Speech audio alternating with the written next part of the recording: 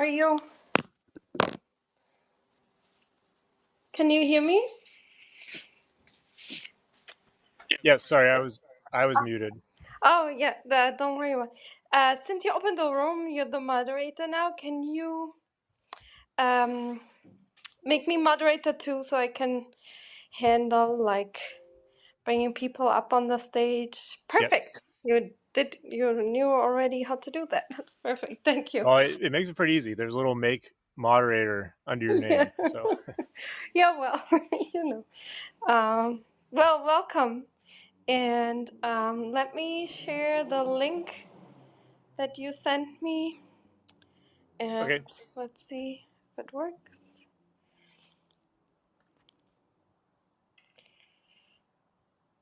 There we go.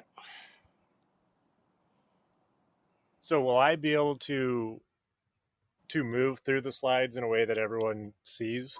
No, so it's not a screen share type of Okay. sharing. So it's really helpful if you mention when you switch to the next slide, or even mention a slide, what slide number. Usually when you scroll through, um, the audience will see like slide numbers on the screen. So, Okay. and yeah, we'll start on top of the hour. I'll give a short introduction. Hi, Victoria. Meet Victoria. Good morning, Katarina. Good morning, Clint. Hi. So happy to be here and hear what happens today. Yeah, thank you for inviting me. I'm excited to share a little bit about my work. Like Victoria's one of favorite animals is spiders, right, Victoria? Yes, I do have a long-standing relationship with black widows as well. I'm really happy about this about this talk, and I'm really happy that I don't have work until later this afternoon, so I can Yeah. be here. And hooray! So, do you live somewhere with black widows? Okay, well, I did. Okay. Yes. No, I mean, we have them here too. I'm in Oregon now, but when I lived in Southern California, then we had them all over the place. Okay. Yeah, my spiders all came from Medford. That's my hometown, Oh, close, and so close. they aren't in Wisconsin where I did my PhD, so I would go at the beginning of summer and ship them back. You had them. That's really nice. So they had a little vacation. Yeah, I don't know if it was more like a retirement home, I guess, because I never sent them back. Wow, it's such a different climate for them too. Yeah, I mean they were just in the lab, and I think that's part of why they're not here. Is that there's too deep of a freeze over the winter, so I don't think Hmm. they would survive winter even if I tried to put them back outside. Right. No, they wouldn't. And that's I became so interested in them because we had so many around our home and I was able to observe them Hmm. and see and learn about their web and their behavior, really see about their behavior. Because, when you see something on a daily basis, you can observe something without disturbing it over time, then you can really learn about the ways of the beast. So Yeah. they're so interesting and sort of friends. Well, yeah, I'm glad you find them enjoyable too. Hopefully you also notice that they're not as scary as people tend to think once you've seen them for a Well, I while. think anything's like that. If we can back up and just and bring curiosity and put the fear away. I'm not afraid of them Mm, at all.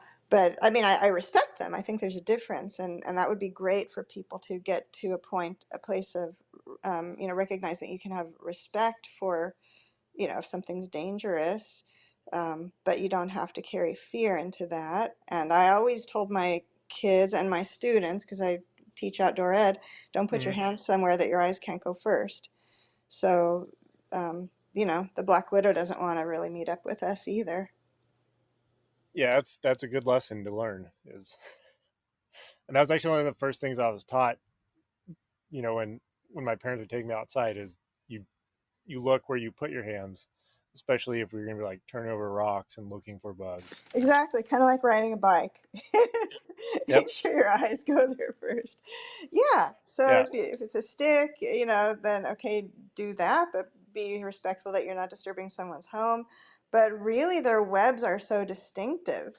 Hmm. So I think that that's again with curiosity. If we can teach, if we can teach our young, anyone or even anybody that we come in contact with, to lose that reaction strategy of screaming and running and instead be curious and notice, then you can see that's exciting to see a web that's distinctive and then think, maybe this is a black widow web. I can see it's not a, you know, a wolf spider web or sun spider Hmm. web, or, you know, and then when you know a little bit, it's even more interesting. Yeah. And their webs are distinctive, so I think that makes it easier to become interested in them as well.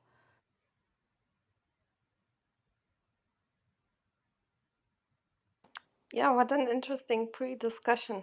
Thank you. um, that's yeah, I thought your paper was really cool and novel to yeah, to look at this in spiders. So that's really interesting, and we'll talk about that in a minute. And we usually start by, I'll introduce you shortly, and then Victoria usually asks a few interview questions, which probably will be really interesting um, uh, to talk about, if that's okay with you, Yeah. Clint, Yep. and Yep. then I feel it's like time I'm, for the presentation. yeah, this is my first time here. So I'm up for however you want to do things. Cool. Thank you. And thanks for making the account and doing this. I know it's kind of a hassle sometimes to, you know, make a new account for giving No, a that part, talk, so we appreciate it. that was actually pretty easy. Signing up for Clubhouse wasn't bad. I will admit I was a little busier with work than I had anticipated. So like it's more of, I'm hoping it'll be more of a discussion than a talk because it's not quite rehearsed as much as I would want a talk to be. Um, so once everyone's here, I'll, Oh, yeah, yeah. definitely. Yeah, it usually tends to be a really heavy part on the discussion, because that's kind of the Mm-hmm. beauty of this, that everyone, it's a public room. In theory, everyone that has an account can come and, Mm-hmm. you know, discuss and ask questions. I think it's kind of an interactive podcast recording type of thing. So, yeah. So that's good, actually, that it stays kind of informal and yeah, and I think we can start. It's 2 o'clock here in New York. So welcome everyone to Science Society. And I know people will continue coming in, but we will start and go from there. So a special welcome, of course, to you, Clint. And so Clint Sergi, he is at the University of Wisconsin, Milwaukee, at the College of Letters and Science, and he's in the biological sciences. And he actually won an award, a research grant, in form of a research grant for from the Animal Behavior Society for your project with your colleague. And the title was Analyzing the Causes on Individual Variation in Web Architecture in the spiders. I think the same ones we are discussing today. Yeah, it was quite an achievement. So congratulations, and congratulations for this really interesting paper we will discuss today. And as I said, Victoria usually starts off the room with a few interview questions. So I hand over the mic to you, Victoria. Thank you. Sorry, I was eating a walnut. Okay, forgive me. And there's the cat. Sorry again. Okay, so thank you. So, Clint, my question to you is to give us a bit of background information and learn how you became connected with science. So, if you can think back in your life, if that was during childhood or or during schooling or from a relative. What was it that ignited that spark that that let you know that this was something you wanted to be involved with? Yeah. So I think, I mean, it goes back like as early as I can remember. When I was a kid, my favorite things to watch were like nature shows. And I was lucky enough to live kind of rurally, so I'd spend pretty much all day outside, like looking for bugs, catching lizards.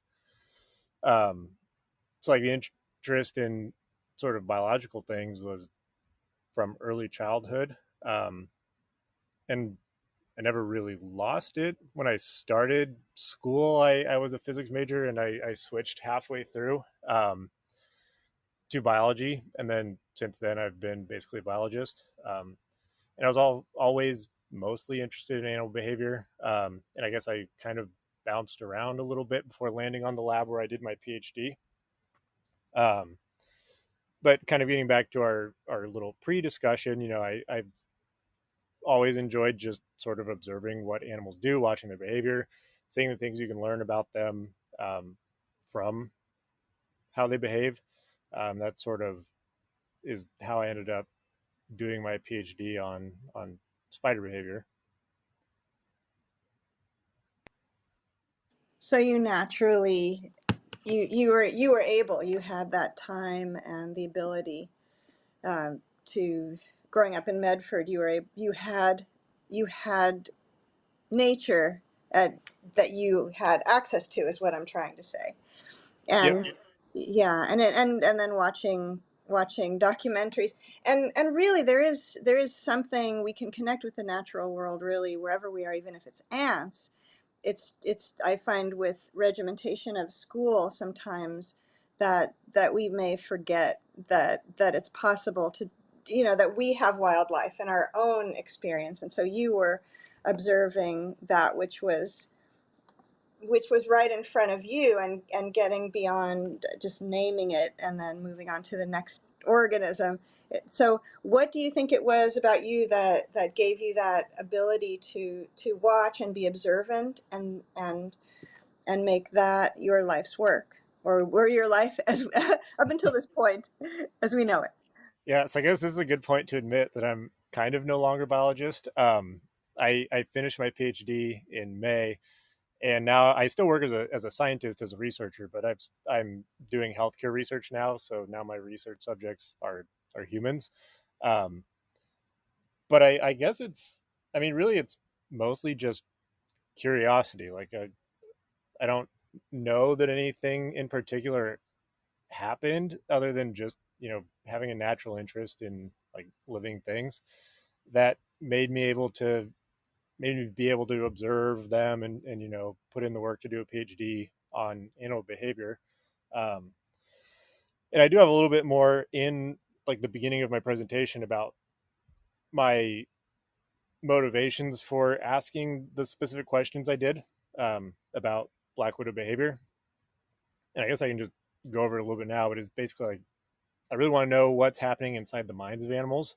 Um, you can think about how differently animals experience the world because of their ecology, their sensory biology, like how they gather information about the world through their senses.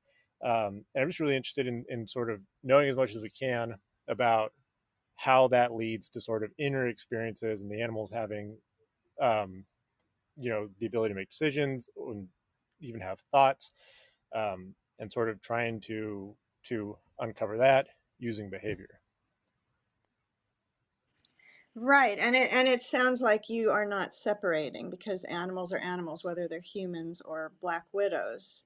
And again, I'm forgive me, but I will lean upon criticizing regimentation of school, because Mm-hmm. I do notice that it makes people separate things into disciplines and ideas into disciplines, but here you are connecting the two. So, do you plan to, is this research that you're sharing, that we're discussing today, this will be related, or what, can you talk a little bit more about how you got from that point to where you are today and the work that you're doing? Yeah, I get. I mean, that part is probably not quite so interesting. Like the work I'm doing today is more like a practical decision that I wanted a little more ability to choose where I lived and not have to be sort of nomadic, doing a postdoc or multiple postdocs, and then looking for a job um, if I stayed on the academic route.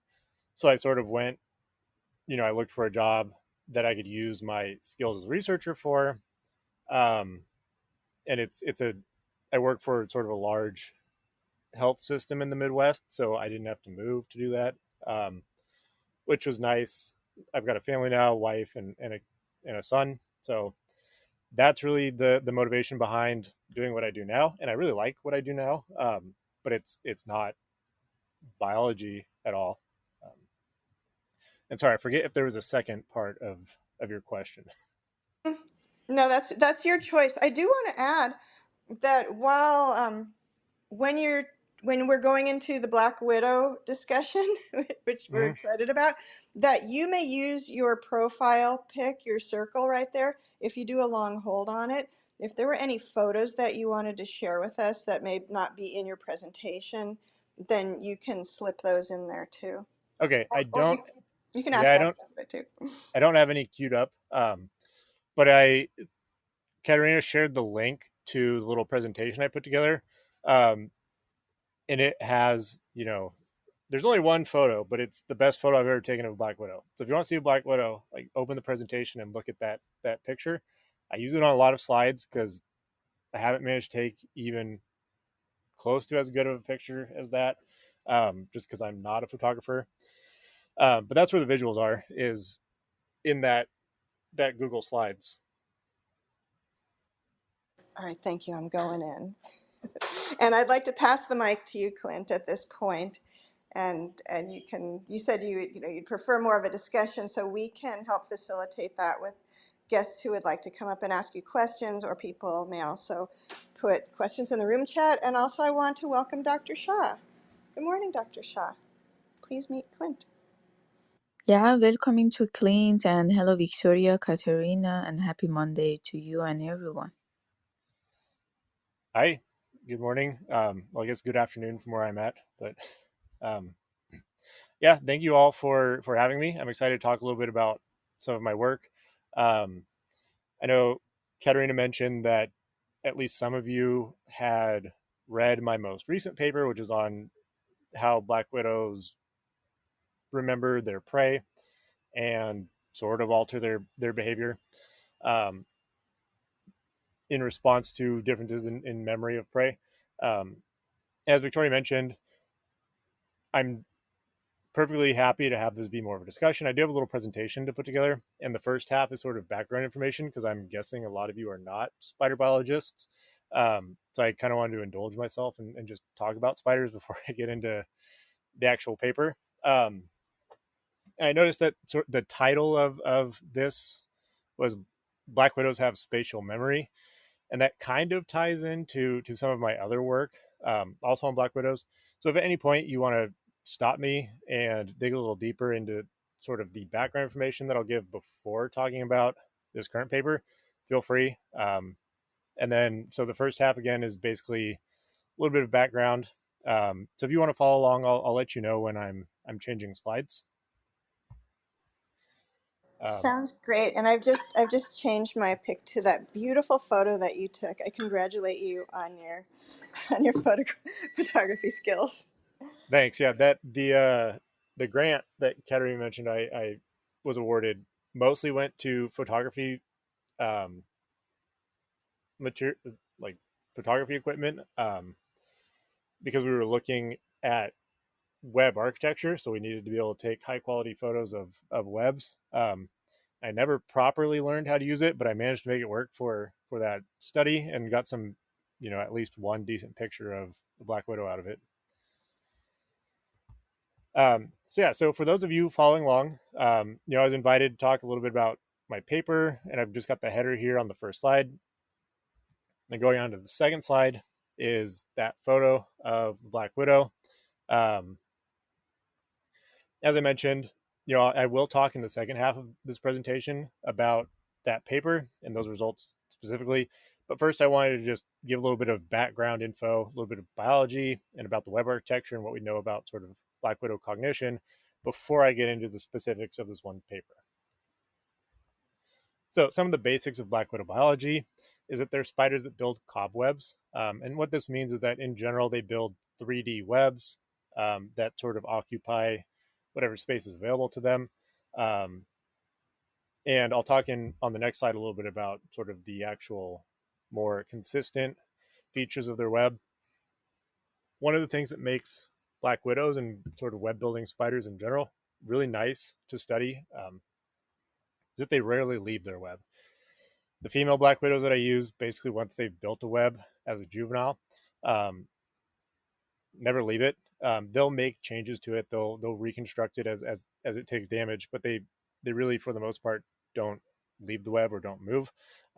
Male black widows do leave the web when they mature, but only to go look for a mate. Until then, again, they're basically living their life on the web. And sorry, I forgot to mention, now I'm on slide 3.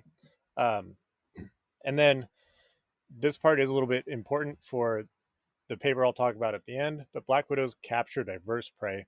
And what I mean by that is they capture things that are both terrestrial, that they ensnare while it's walking around on the substrate below their web, and they also capture things that are flying and get entangled in the sort of upper portion of their web. And then these prey items vary in size from really small, like ants, to pretty large, like large bumblebees, large beetles, and wasps and bees. So then a little bit more about black widow webs. And here I have a picture from, this is actually one of the webs from that, moving on to the next slide, sorry. This is one of the webs from one of my previous papers where we looked at whether or not we could make black widows change their web architecture by giving them differences in their environment, essentially. And here, this web is not very typical of what you would see if you found a black widow web in the wild. We forced them to build webs in cardboard frames so we can basically change where sort of the size that they have to build a web in. And it actually makes it really nice that they sort of make the top part of the web flat to match the shape of the box of these cardboard frames. We do it this way. So this picture of a web has two things highlighted in yellow. And those are sort of the two main components of the black widow web. The first one that's outlined with the yellow rectangle is what we call the web sheet. And that's the main structural and defensive component of the web. And it's made up of a tangle of silk lines, and it supports the web, keeps it off, anchors it to the substrate, and also this tangle of silk kind of affords the widow some protection from potential predators. The second component are these vertical lines. They're probably a little bit hard to see, but I have 3 of them sort of highlighted with these yellow arrows. And these are what we call gum-footed lines. And just like their name suggests, they have really sticky glue-like silk at the end of each of them. And that sticky silk anchors them to the substrate and also sticks to any potential prey that walks around beneath the web. So these are the main prey capture component of the web. And in most webs, there's dozens or even hundreds of these that come down from the sheet and are anchored to the substrate. And in most prey capture events, what happens is prey walk around, they hit one of the little bits of sticky silk at the bottom of a gum-footed line, and it sticks to them and detaches from the substrate. And then these lines are under kind of a lot of tension. So it'll actually lift the prey up a little bit. For larger prey, it won't actually lift them off the substrate, but for small things, I've actually seen like little crickets and stuff kind of get picked up into the air. And then the prey is kind of attached to that line, and the black widow is able to come down and secure the prey and then take it back and eat it. And the last component, that's not really much of a web component, but is sort of where they live. On the left side of this image, there's a triangle of cardboard. That's a retreat we give them, and the widows sort of set up their home, their retreat inside of there. In the wild, they usually have like a crevice or a hole or something that they would make a retreat, but it's where they go when they're not out on the web, either building or waiting for prey or capturing prey. And the 3 bullet points that I have on this slide aren't very important for the actual paper I'll talk about at the end, but I just like to point them out that spider webs and the web architecture is the result of behavior. So differences in how a spider makes decisions about building its web result in differences in web architecture. And then a really cool thing about spider webs is that they're a semi-permanent record of behavior. So this makes it easy for us to study the behavior that resulted in the web, because we don't necessarily have to capture it live. We can come back and look at the web later on after it's already been built. So that's sort of an overview of the Black Widow webs. And now moving on to slide 5, I want to talk a little bit about spider cognition and focusing on web building spiders. As I mentioned, their environment is almost entirely their web. They hardly leave it, and it sort of comprises pretty much their entire environment. Web building spiders, for the most part, also have very poor vision, and a lot of the information they get about their environment comes from picking up vibrations that are transmitted through their web.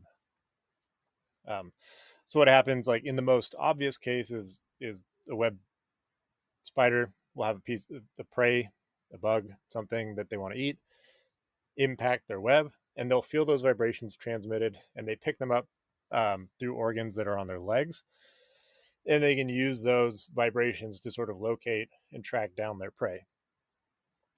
But they also use vibrations for communication. So male spiders will come and they'll use their legs to vibrate female webs in sort of species specific mating, I guess you would call them calls. And they can also sort of, if like con specific, or even some other spiders on the web that they don't want there, they can use vibrations to sort of signal that the web is occupied and they don't want visitors. And then this last bullet point on this slide is sort of the overarching theme that connected all of my PhD chapters and is what sort of motivated the questions behind the paper that I'll talk about in this presentation. But thinking about whether web spiders have internal representation, so like, do they store information in their mind about their environment? And the answer that we already knew for some spiders is yes. So they can remember things like the location that they captured prey on the web, where different features of the web are located. So you can you can sort of trick spiders into thinking their retreat is in one spot when it's in another. And then certain web building spiders also can remember like the relative number of prey. So they can tell the difference between having caught 2 prey and 1 prey. And they can have preferences for more prey versus larger or smaller prey. And then for the purposes of the paper that I'm going to talk about, we can sort of make black widows change their web architecture to sort of suit our needs as researchers. And basically the way we do this is we give them boxes to build their web in that are different shapes, different sizes, or that we sort of have cordoned off into certain areas where they can build webs and cannot.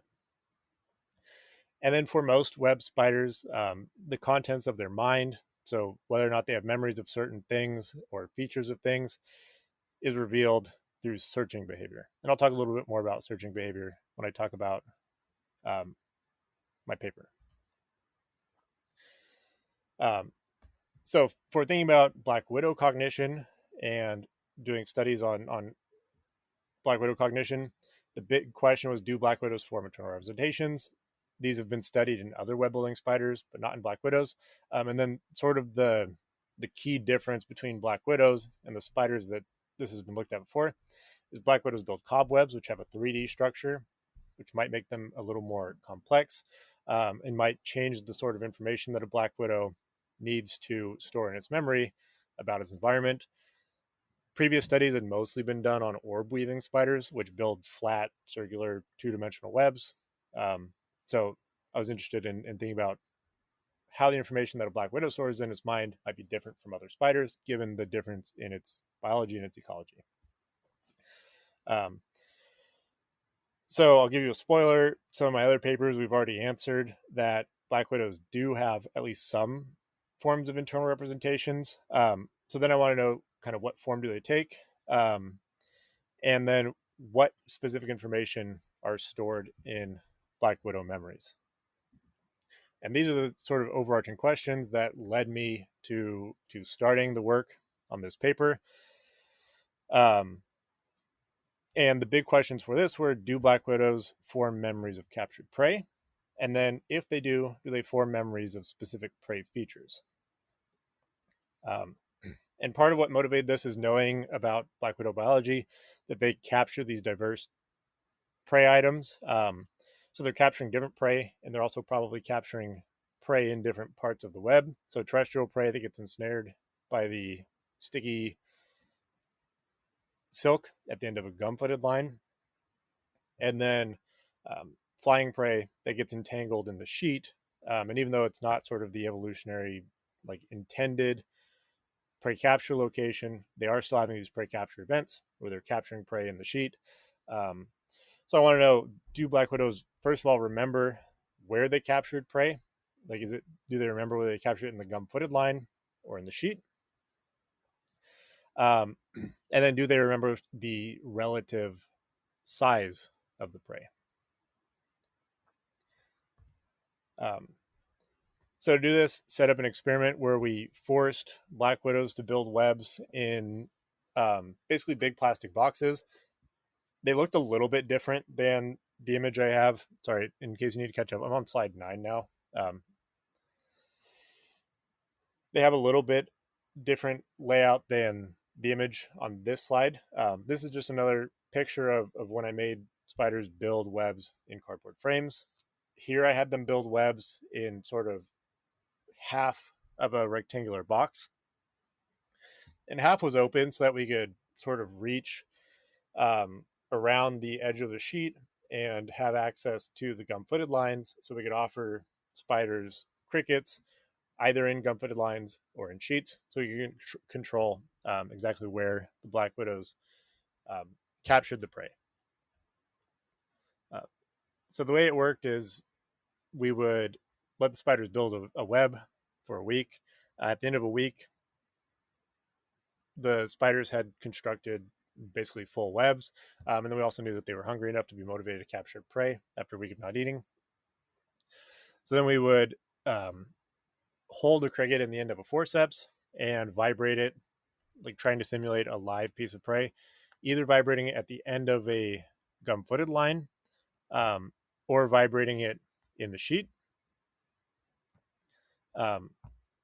and then allowing the spiders to go through a normal prey capture sequence. And what that looks like is the spiders would feel the vibrations from the cricket. They would come out of their retreat, and they sort of use their legs to, like, pull on web threads to put tension on them, and that lets them figure out where vibrations are coming from, so they'd orient themselves toward the vibrations and then go and approach the cricket. And then they use prey capture silk, which is kind of like real sticky silk that they flick out of their spinnerets using their back legs, and it comes out like globs of glue and sort of coats the crickets. They would flick that on the crickets, and then once the crickets are sort of coated in that and subdued to the point that they couldn't be dangerous, then the black widow would bite the cricket to paralyze it. And the last step is sort of cutting the cricket out of the web using their mouth, and then beginning to carry it back to the retreat. At the point where those spiders started to carry the cricket back to the retreat, we would grab the cricket with forceps, and cut any silk that is anchoring the cricket to the spider with scissors and steal the prey. So there we'd given the spiders the whole experience of capturing prey either on the gum-footed line or in the sheet, allowed them, the time it took to handle the prey and get it wrapped up and begin walking back to the retreat, and then we stole the prey. And we know from past experiences that when you steal prey from a web building spider, they search around, they have a memory of having the prey, and they'll search around their web looking for the piece of prey that you stole. And searching behavior in these spiders looks like it looks pretty random, but they sort of walk around their web, pulling on threads and changing directions often, and sort of waving their legs around to feel for any prey or any threads that they can pull. So it's pretty easy to tell searching behavior from other behaviors. And so we would just watch the spiders for an hour after stealing the prey and record sort of whether or not they searched and then how much searching the spiders did. Um, and then within looking at searching behavior, we looked at first the likelihood that they searched. So just yes, no, did the spider search or not? How many individual bouts of searching did a spider do? Because they would search for a while, stop searching, and then go back to it. And then did they search on the floor? So did they descend from their sheet down the gum-footed line to the floor of the enclosure and search there?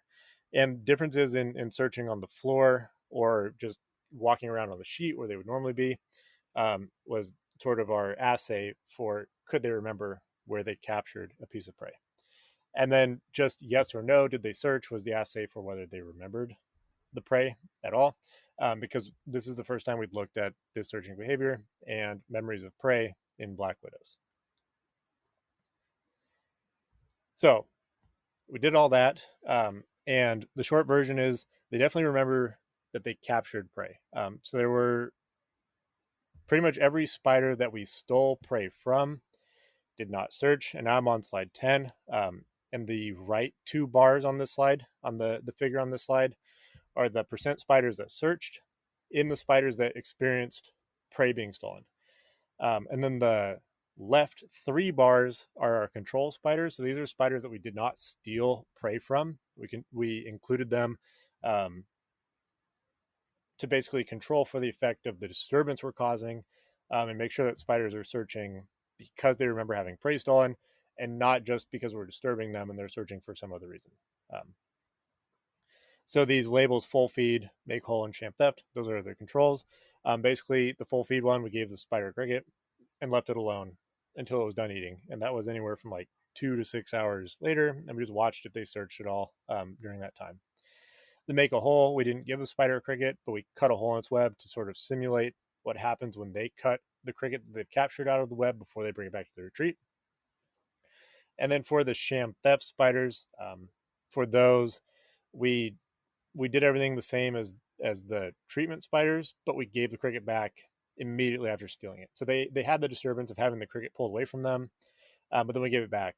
And even those spiders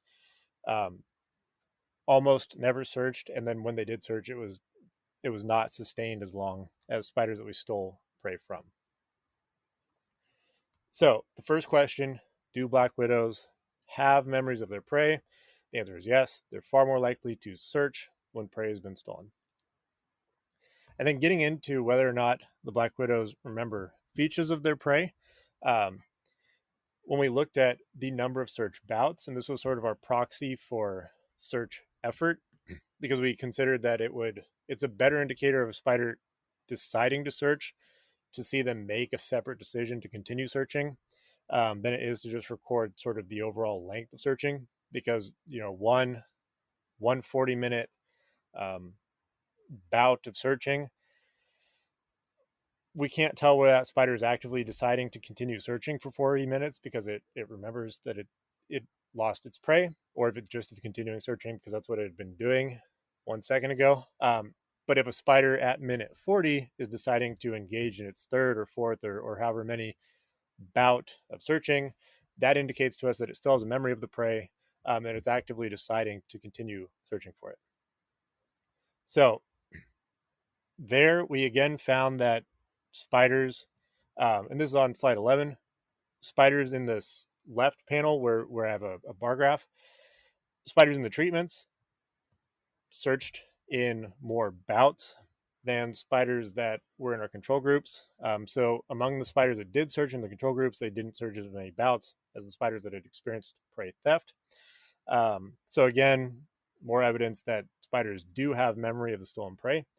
But as far as looking at whether or not black widows differed in their search effort based on where they captured the prey or the relative size of the prey, there was no difference. So site of prey capture, the relative size of prey, and then an interaction between where they captured the prey and how large it was. None of those were significant when looking at just the overall number of search bouts. Now, the interesting part is that when we looked at whether or not spiders searched on the floor, so these again are going down to the floor of the enclosure and searching, and they're not just localizing their search to the sheet where they would normally be walking around.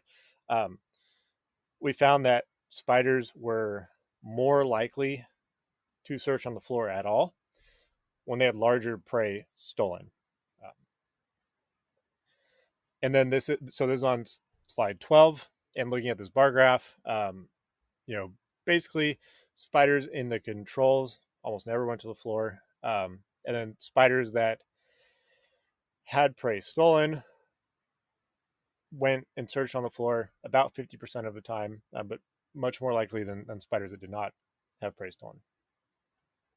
And then the last thing we looked at was search effort on the floor. And here again, we looked at the number of times the spider went to the floor, because this indicates to us that they're making a new decision every time they descend to the bottom of their enclosure to look for the cricket, rather than just looking at whether or not they went to the floor or the amount of time they spent, because one bout on the floor could be any number of seconds or minutes.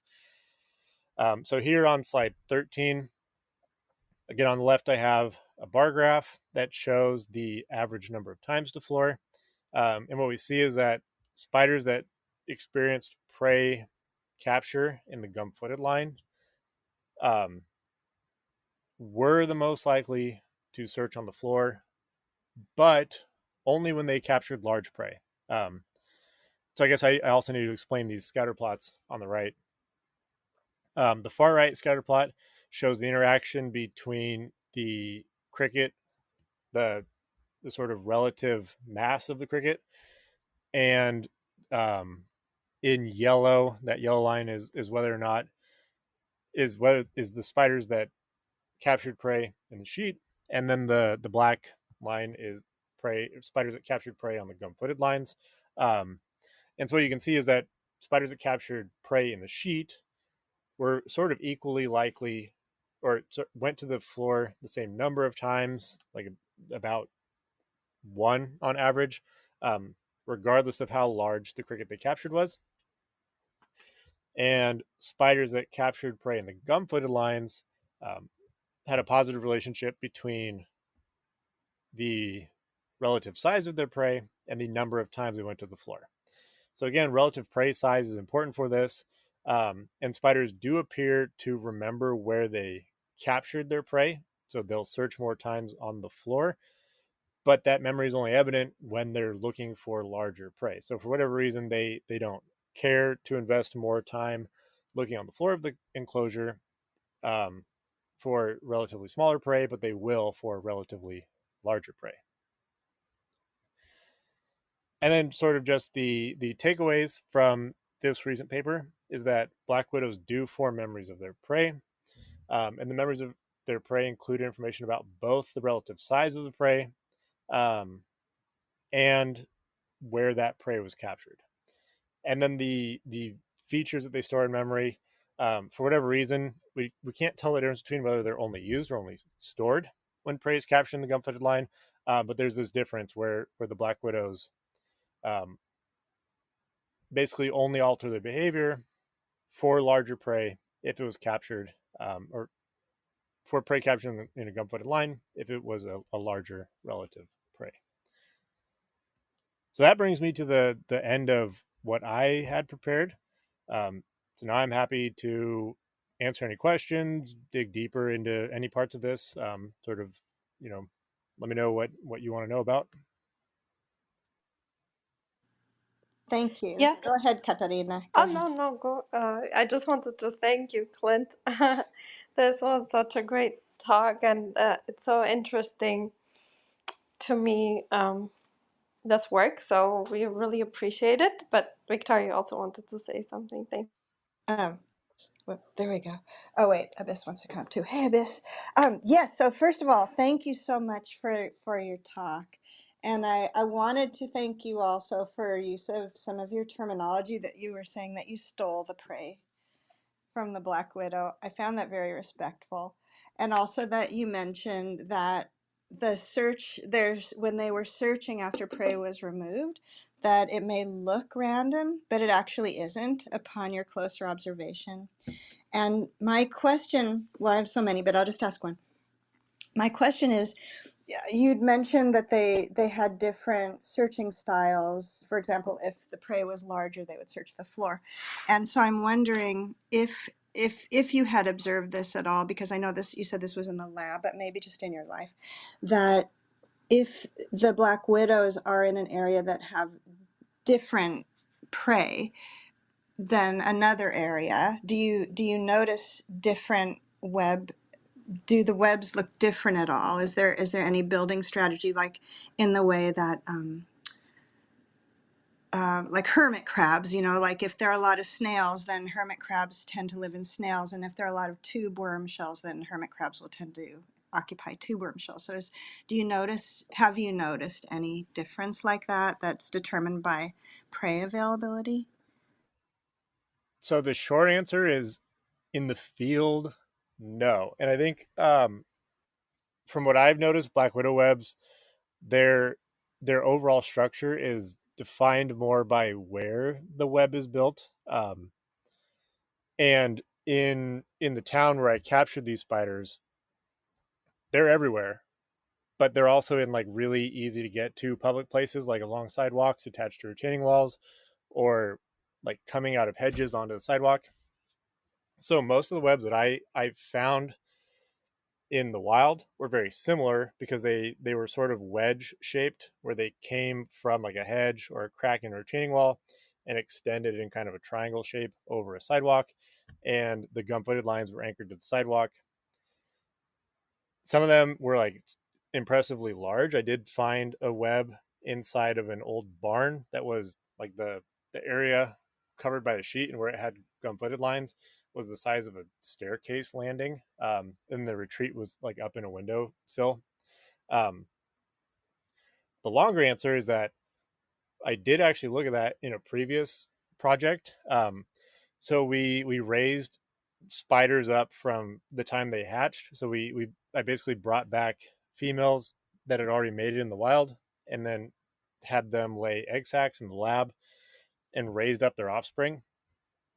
And we gave them these sort of feeding regimes where, from the time they hatched and built their first web, we only offered them prey in the gum-footed line or in the sheet, to sort of simulate a difference in how they're capturing prey, as if they were in an area with more flying or more terrestrial prey.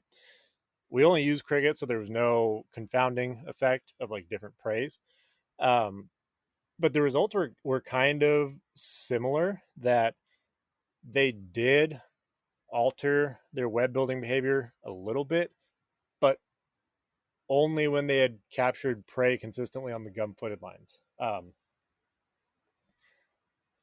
So basically, what that means is we gave, and I guess I should mention, we did have a control sort of treatment of spiders, where each time we fed them, we alternated whether we gave them prey on the sheet or the gum-footed line, so they had equal numbers of feedings for both.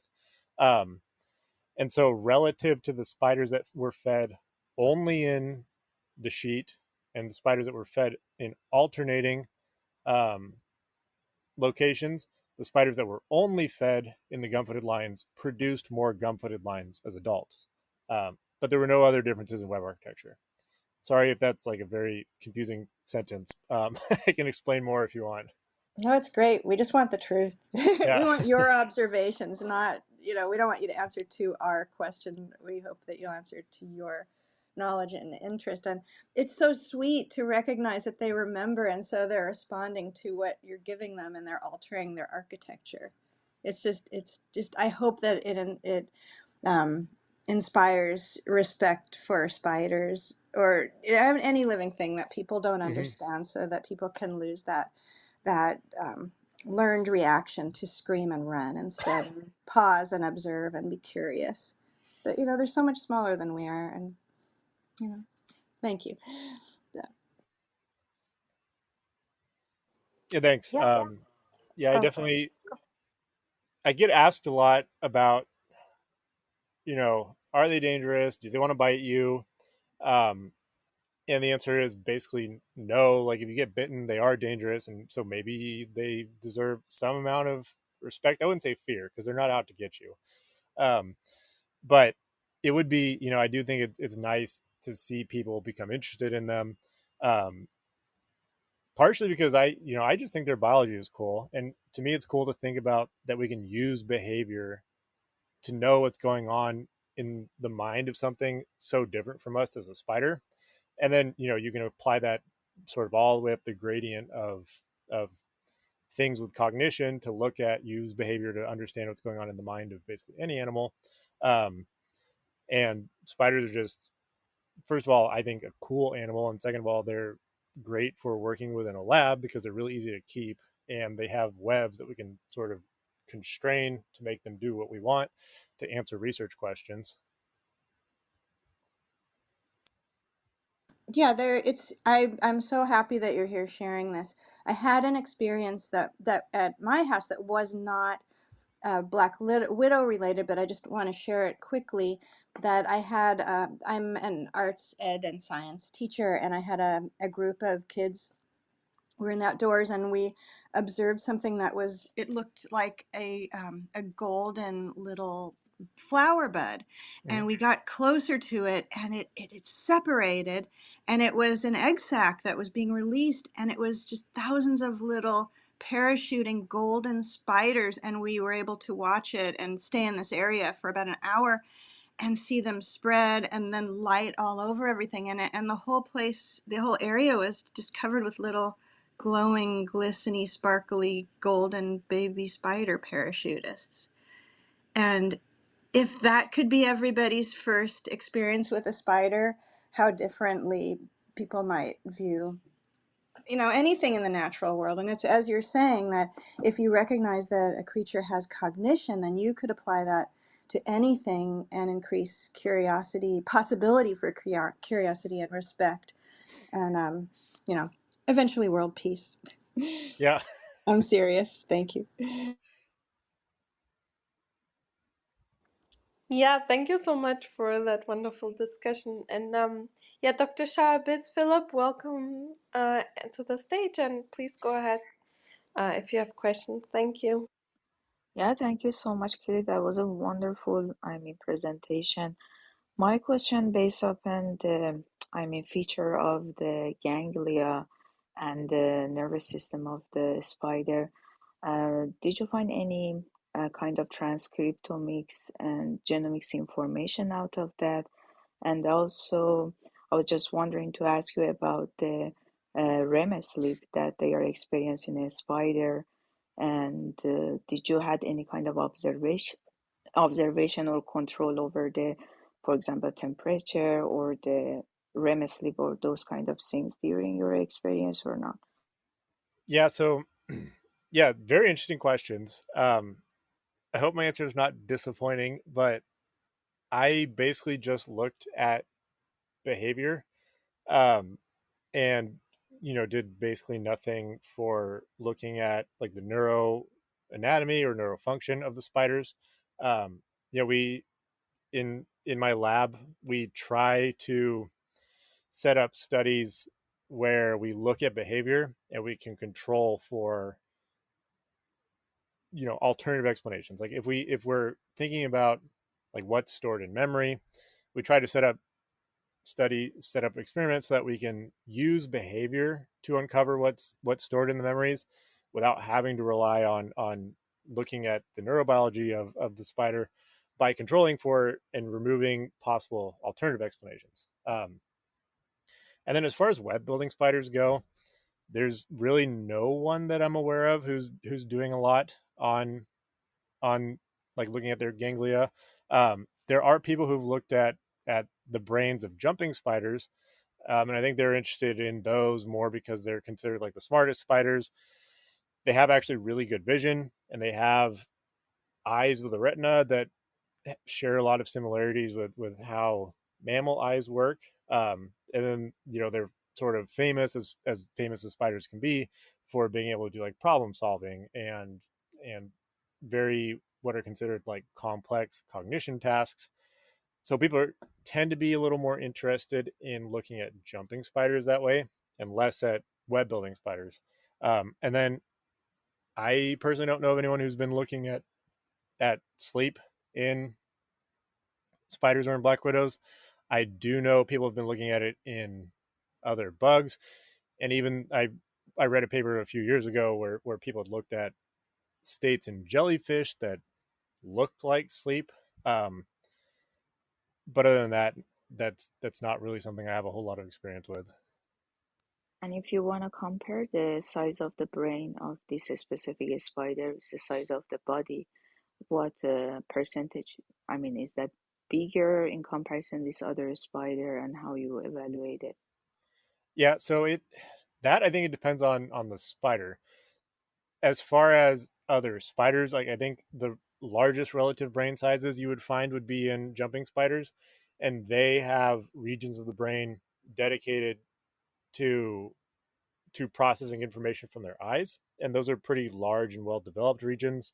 Um, but there's not really a whole lot of information that I could find on just the general size of spider brains.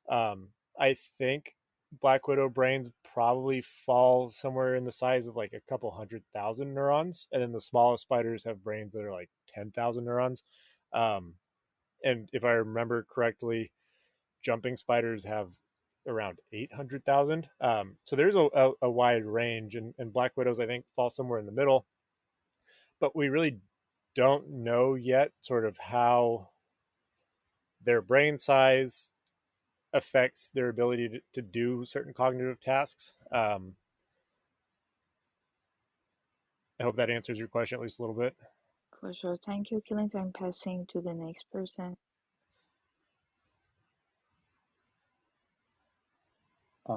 Hi, Clint.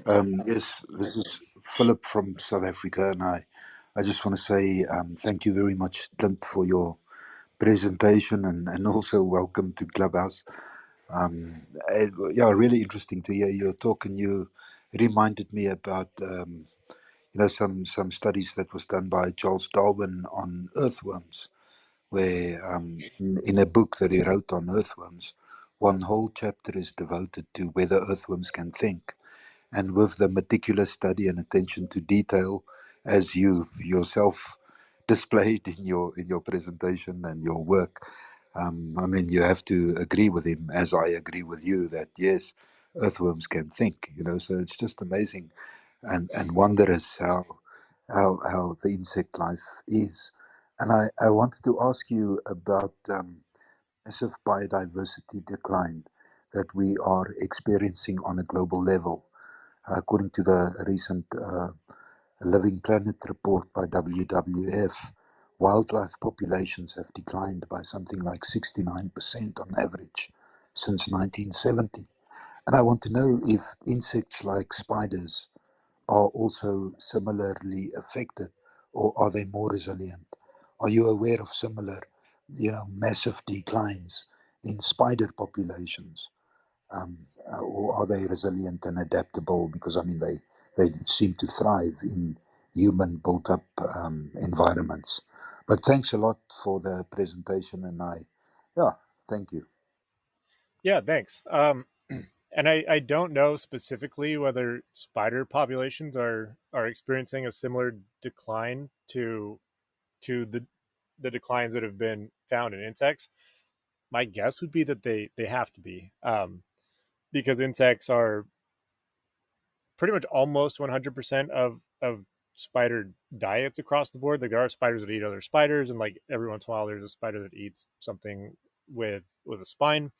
Um, but given that in some areas like there's more than 50% fewer insects, I can't imagine that spiders would not also be declining just because their food source is disappearing.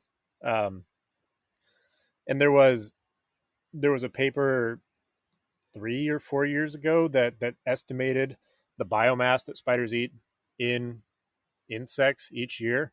I don't remember the exact numbers, but basically spiders eat more mass in insects than humans eat in meat. So spiders are eating a massive amount of insects, and I just can't imagine that if those insects disappear, the spiders are not also going to disappear.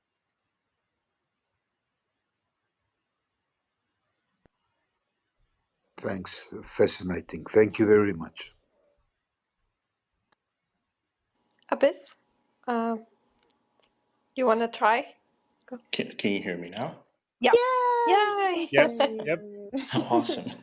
Yeah, sorry about that. Yeah, thanks, Scott, and thank you, Clint. This was a really interesting presentation.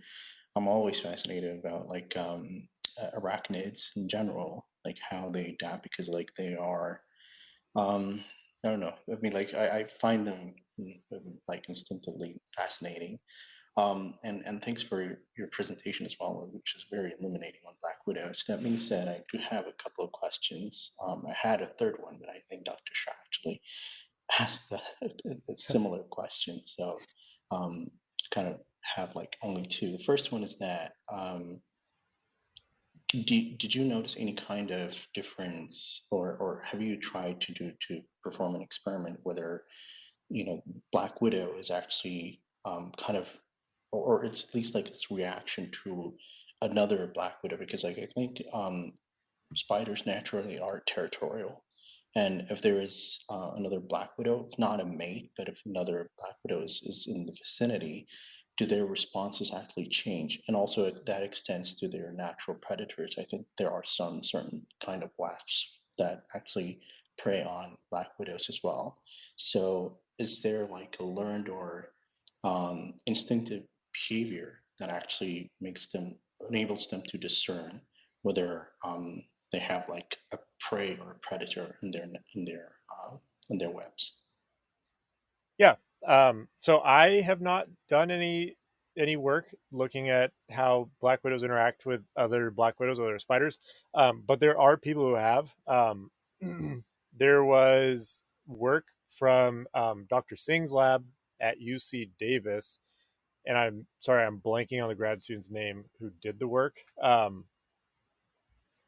But he looked at what happens when black widows encounter another spider invading their web, and his motivation was looking at um, sort of how black widows fare when brown widows invade their territory, because in parts of the US, there are invasive brown widows that came from Africa and they're displacing black widows. Um, and so he looked at, he would put a female black widow on another black widow's web, look at how they interacted, and then do the same thing where he would place a female brown widow on a black widow's web and see how they interacted. And black widows do, they have sort of like territorial vibrational displays where they'll pull on their web threads and they'll vibrate their bodies, to let other spiders know that the web is occupied and they're not welcome. Um, and when that happened with other black widows, if I'm remembering correctly, sort of the invader would leave the web. So the spider that had not built the web would basically almost always be sort of scared off by the defensive territorial display of the resident of the web. And then the story was kind of the opposite. When a brown widow was the invader, they weren't scared away, and they would either eat or just end up sort of crowding out the black widow that built the web. And so the hypothesis was that these spiders are actually able to displace black widows and sort of take over their territory. And for the second part of your question, there are spiders that eat black widows. So there's pholcids, which are that's the genus name for cellar spiders, or people call them daddy longlegs, and they will invade black widow webs and eat the black widow. And I noticed, I'm sort of guesstimating, probably like 5 to 10% of black widow webs that I found when I was capturing spiders to bring to the lab, were had no black widow but had a pholcid on them. So I'm guessing that those black widows had been eaten by the pholcids. So I guess the sort of answer to both of your questions is yes. Black widows do try to scare off invaders. Um, but it doesn't always work. Yeah, that is pretty interesting. I didn't know that long legs that were actually natural predators to black widows. Yeah. Um, yeah. So my second question is that think I don't exactly remember the research or where the paper was actually published, but somehow the satiation state of a spider actually dictates their behavioral response, and by that I mean like usually during mating, for example, if the spider actually has eaten or consumed before, there's some certain probability that it may not devour its mate. So I'm just wondering, like, if you actually investigated the sort of like the feeding habit or their ability to kind of discriminate between different kinds of potential preys is actually influenced by their state of satiation. No, I didn't, and I think I'm vaguely aware of the research you're mentioning, but I don't know who's looked at it.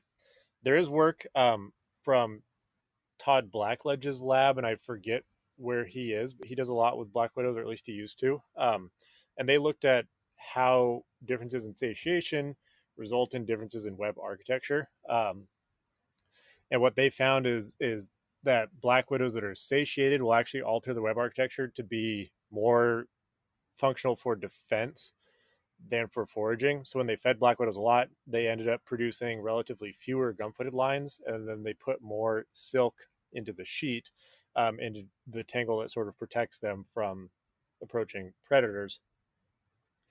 Um, Now, black widows, and I think probably most web building spiders, as far as discriminating like prey from, I guess the first short answer is I don't know if they can discriminate different types of prey um, by the vibration. I actually wanted to test if they could sort of tell like things that were good food um, apart from things that were not good food based on vibration, like where we plan to like artificially vibrate the web using different patterns and either give them a piece of prey associated with that vibration or use a different vibration and give them something that's not prey. But there I found that like testing, trying to find things that the black widows wouldn't treat like prey was basically impossible. For example, I shook a paperclip in the web as if it was a prey, and the black widow went through all of the stages of prey capture up until the point where it tried to like bite and paralyze the paperclip. So as far as that goes, I don't know if they can discriminate different prey vibrations and tell what they're about to capture. But for mating and for communicating between black widows, they do have different vibrations. And male black widows and males of pretty much any web building spider will approach the web of a female, and right at the edge of the web, they'll start doing their species specific mating vibrations. So they use their legs and their abdomen to generate vibrations that the female should recognize as coming from a male black widow. Um, and then if the female is receptive and has not mated yet and is ready to mate, um, she will then vibrate back to the male to sort of signal that she's approaching.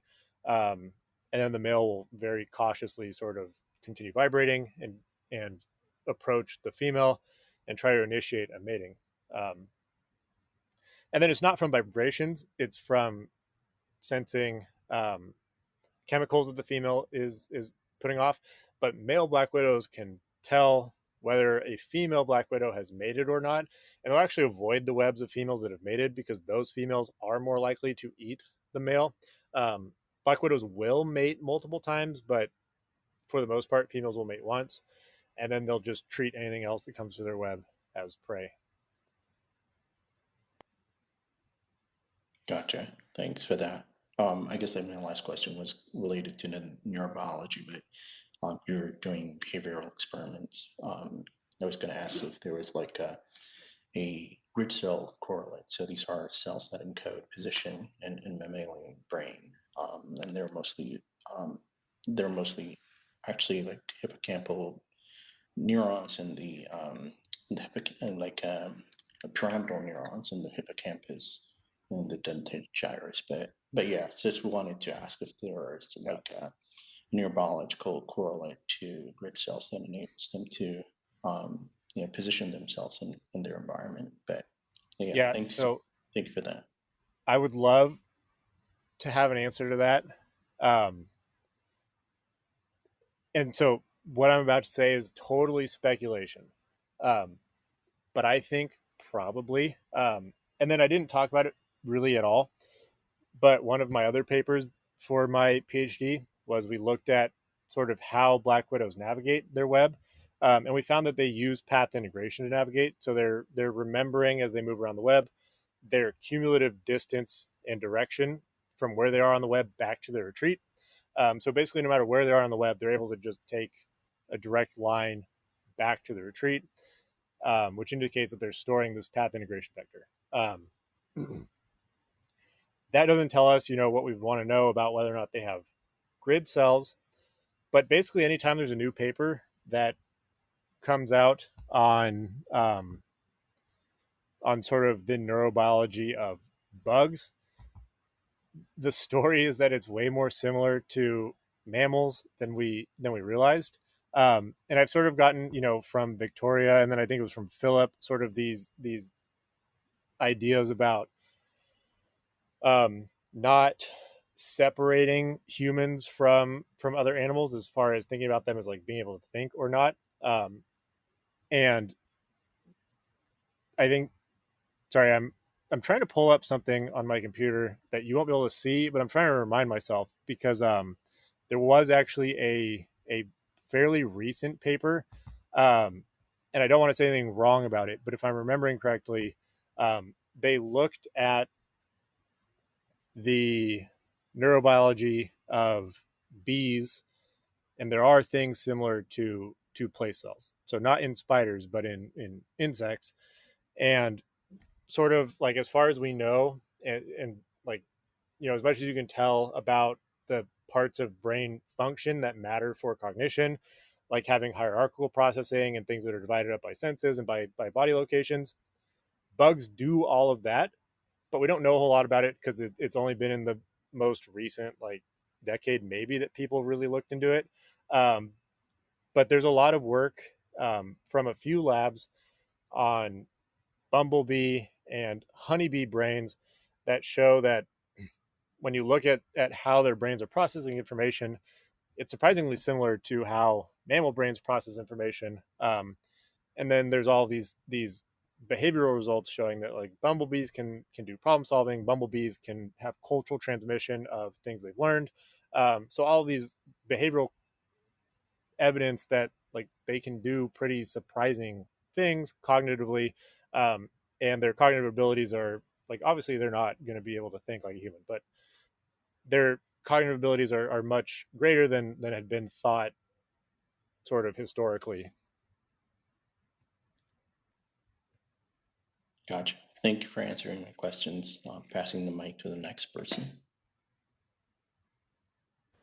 Yeah, thank you so much for this amazing discussion. And I don't know if you have time for like a question or two from me. If not, it's fine.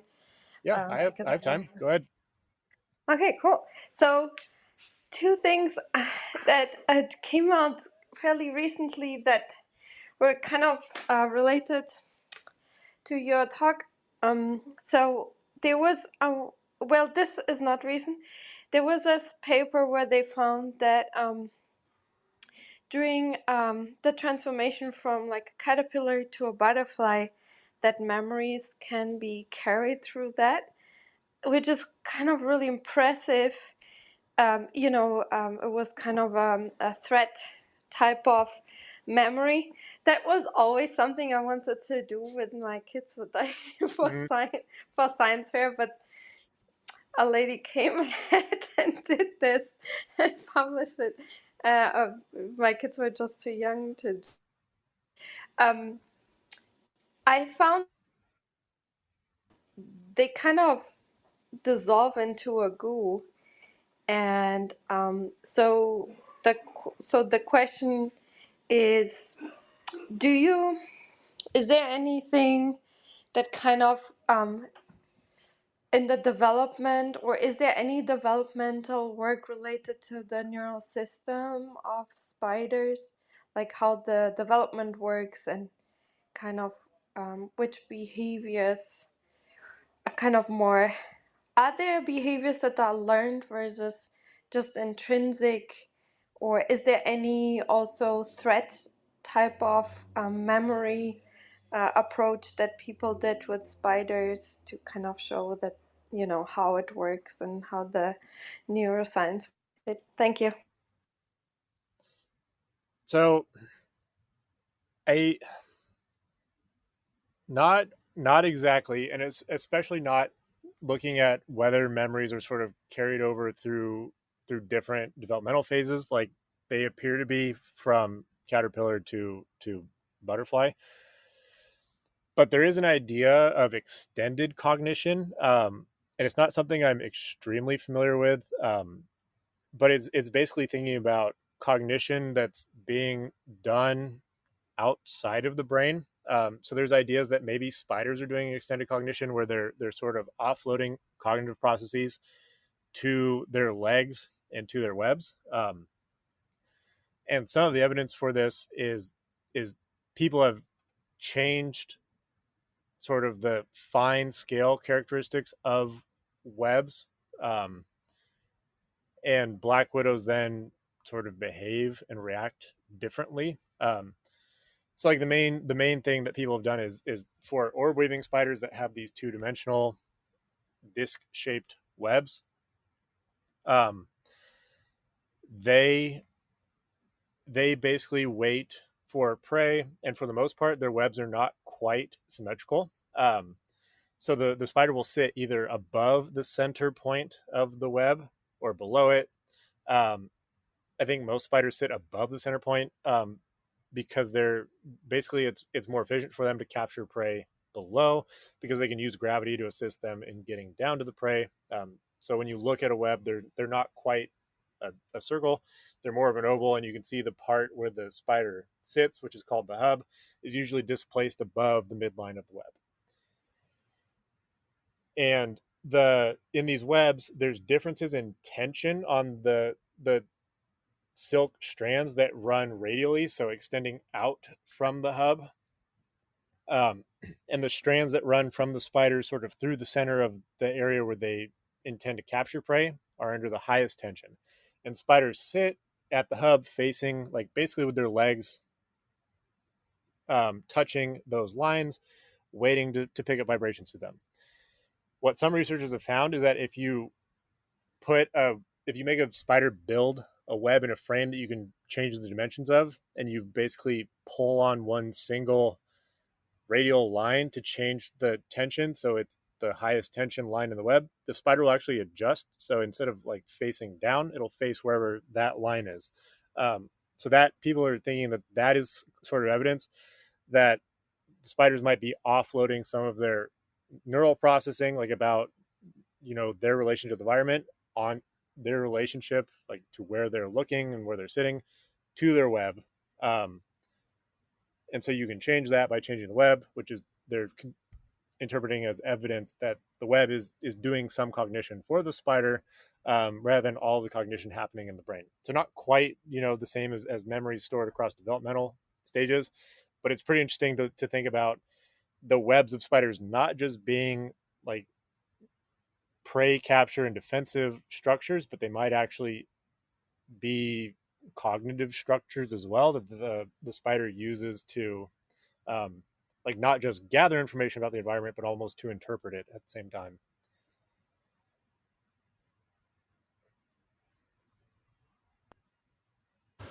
That is so fascinating. So they are kind of using an algorithm, a computer, a very simple form. Are spiders the only ones that do this?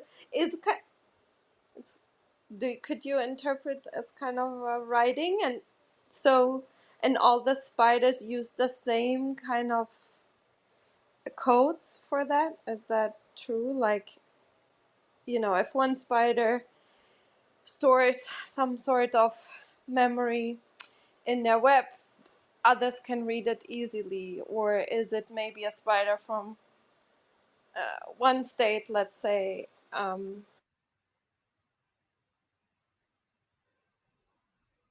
the same species? Can they still decode it? Um, I think probably. So there is also work that was done by someone else who, like, similar to me, they've moved on from doing Black Widow stuff for practical reasons. Um, but he did work during his PhD and postdoc where he looked at what happens when you transplant spiders from one web to another using Black Widows. Black Widows also have like what biologists consider personality, or like consistent behavioral traits. Um, and the personalities of spiders are usually like Black Widows are classified as either bold or shy, and bold spiders are more likely to attack prey and and use their web for foraging, and shy spiders, it's much harder to get them to attack prey, so you can give them prey, and just the likelihood that they go and try to wrap it up for any one prey capture event is lower than for a bold spider. And then bold spiders also build more gum-footed lines, even when you control for other things like satiation. So there's these weird personalities where spiders both have the behavior of being aggressive, and they build webs that are and they're more likely to forage, and they also build webs that are structured more for foraging. When you swap a bold spider onto a shy spider web and vice versa, they don't remake the web to fit their personality. They sort of remake their personality to fit the web. So a bold spider on a shy web becomes shy, and a shy spider on a bold web becomes bold. Um, but it's not just like that. A bold spider isn't going to make a shy web because you make it tear its web down. They also looked at whether there's consistency within individuals in how they build webs. And like a bold spider is going to build a bold web, but for whatever reason, when you put a bold spider on a shy web, it acts shy. Um, so there is some amount of this potential extended cognition that can alter the spider's behavior, um, even if it's sort of the product of a different spider. Wow, that's so fascinating. That is so cool. I'm learning so much. Thank you for this, and that's so interesting.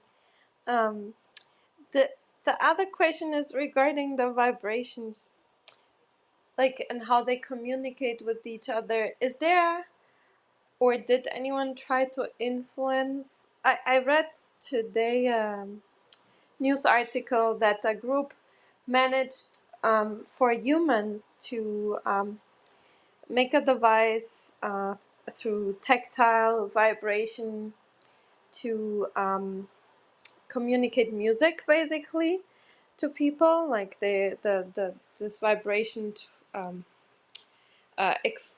eliciting devices are on the around the arms, I think, and then they kind of found a way to do that, to map out basically music vibrations, and then put it on the pulse basically of people. And um, are there tools like that, and that people kind of try to manipulate or change behaviors, or would it need to be like a combination of spider web combined with vibration type of thing? Is that the most important two cues, or what do you, yeah, what do you think? Yeah, I think probably off the top of my head, I don't know the answer to that. I don't know of anyone who's trying to, like, there are people studying like the mating behaviors of web building spiders, so they're looking at the specific signals that males use um, to let females know that they're another spider that wants to mate and not a prey item. um, I don't know if there's anyone trying to sort of alter vibrations to change spider behavior. But if you let me get a little bit, like tiny bit off topic, there is work in a jumping spider called Portia. The genus is Portia. Um, and these are spiders that eat other spiders. So these are jumping spiders that eat web building spiders. And these jumping spiders will actually pretend to be the males of the spider species that they're trying to eat.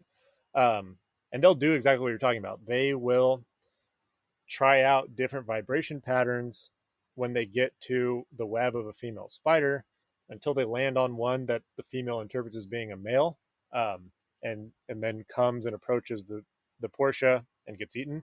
Um, and then the cool thing is that it doesn't make a difference for the spider that got eaten, but the Portia they will learn which vibration patterns work, and that'll be the first pattern they try when they find a next female spider sitting on a web. And then of course if it doesn't work, they'll run through.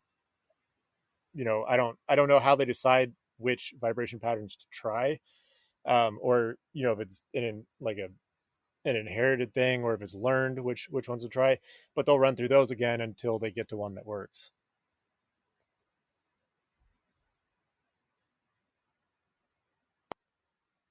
Yeah, that's interesting that you said that, because I was about to ask, are the more shy spiders more, convincing and mating, or are the bolder ones? Because there's this interesting thing about cicadas. I think in India there's a type of cicada that they kind of cheat the system by creating kind of a cone out of leaves so that their voice is enhanced. So usually nobody would ever choose them because they have kind of a weak voice, but then they turn this in, by this effect, they turn their voice louder and then mate more. So yeah, that would have been my next question, like which type of spiders mate better, and are there cheating systems basically. But yeah, it's so interesting, and probably it's a field that still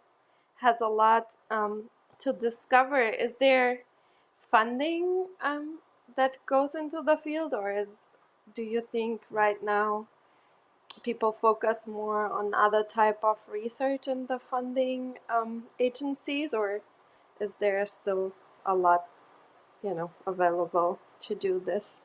Um, I haven't tried to apply for funding in a few years now, because I've been done doing my experiments and was working on analyzing and writing them up for a while. The sense I got is that there is funding. It's not, it's usually in fairly small amounts. It's the type of grant that's available to a grad student from like a society within our field. But there is money. It's just there can be like the funding agencies are sort of looking for for proposals that are first of all asking questions that aren't too controversial, and also making sure that the work is going to be able to get done. Um, so yes and no, and I think it depends a lot on sort of how well the question aligns with what's currently known. Like the stuff I did to try to figure out if black widows use path integration or not is related to another project that I still haven't managed to publish, but I'm working on it. But I don't want to get too into it. But for that one, I tried submitting grants to the same societies, um, and was not able to get funding. And some of the comments were a little disheartening because they were along the lines of like, why would you want to ask this question? But then when I went and applied for funding to do the work, where I looked at whether or not the spiders changed the web architecture in response to prey capture location, like that one got funded on the first try, and the reviewer responses were very positive. So it really, I think, is dependent on the question you're asking. Probably the first one too was like I could have written it better because it was my first time applying for a grant to get the one that was rejected. So I'm sure that had something to do with it. But part of it is there's money available to answer certain questions, but a lot of times funding agencies are making sure that it sort of aligns with what's already known. And if you try to go too far out of those bounds, then it's harder to get money. Yeah, I see. Yeah, it's what's mostly like that. Yeah, thank you for giving us this insight. And let me see if there are any more questions um, in the chat, but it's mostly comments how great the room is. So, yeah, thank you so much for this amazing presentation and for the discussion. I really learned a lot. And yeah, Victoria, Dr. Shah, did you want to say some last comments? I did want to say thank you again, and I've located something. I put it in the room chat from 2017, and it said that the amount of consumed biomass by spiders annually is between 4 and 800 million more than the weight of all adults. So Mm-hmm. I don't know if that's held true, but yeah, thank you so much. This was fascinating, and your perspective is so necessary, and I do hope that you get funding for that. And if there's anything that we can do to help with your grant writing, not that we're all experts, but Katarina and Dr. Shah, perhaps you are, please don't hesitate to contact us. We're so interested. No, I appreciate it. That work is actually done. Now it's just a matter of publishing it. It's written, and submitting it is the top of my to-do list, but that's after like everything to do for my day job now. Um, that I was able to do that because it didn't require much money. Like all the money basically was for collecting black widows, and the good thing is they survived quite a while in the lab. So I got funding for the one project, and then I was able to reuse those spiders for other projects later. But I appreciate the offer, and again, thank all of you for having me. Um, I think I'll be back. This seems like it's my first time here, but I really enjoyed it, and you all ask great questions. So I'll come back for future discussions. That's great news. Also, you were talking a lot about web building spiders. Mm-hmm. And I kept thinking about, like a little group of spiders sitting around a table and they're gaming and they're web building and they're Oh. anyway. Maybe that's something for a future grant. Okay, thank you, Dr. Shah.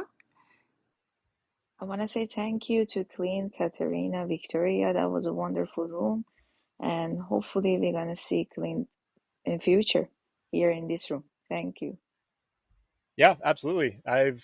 This has been great. Thank you again for having me. And I look forward. I've already looked at the schedule once after I signed up for Clubhouse, I took a look and it looks like you have some really interesting talks coming up. And there's definitely a couple I saw from the past that I'm going to listen to. And I'm a little bummed that I missed. But now that I know about it, I won't miss any future good talks, or maybe not even any at all. Oh, wow. That's so amazing. Thank you. Yeah, thank you so much.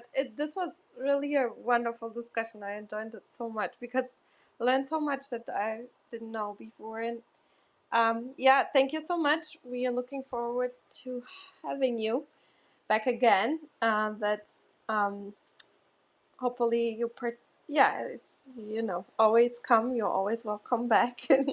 And you're leading to the to the announcements that we usually do. So we will have tomorrow room with Dr. Alms. She will she is still getting her PhD with. She has a master's in physics, and she identified two ultra cool metal polluted white dwarfs. And she will joining us from England. So this will be a really interesting talk. I'm really looking forward to her talk, and she's also really nice. And then on Wednesday we'll have Dr. Feldman, and he has been working for a long time on effects on meditation and so on, and how they influence behavior, emotions. So we will talk about breathing patterns and how they influence emotion.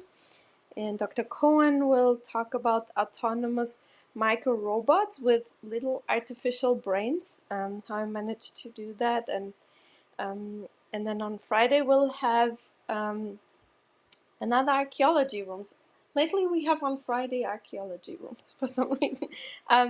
Ancient cave art discovery with 3D photogrammetry, which he will talk about the technology development and then also about the discoveries. So, yeah, thank you everyone for coming. I hopefully hear you all back soon. And thank you so much, Clint. This was so much fun and so interesting. We really appreciate it. Thank you.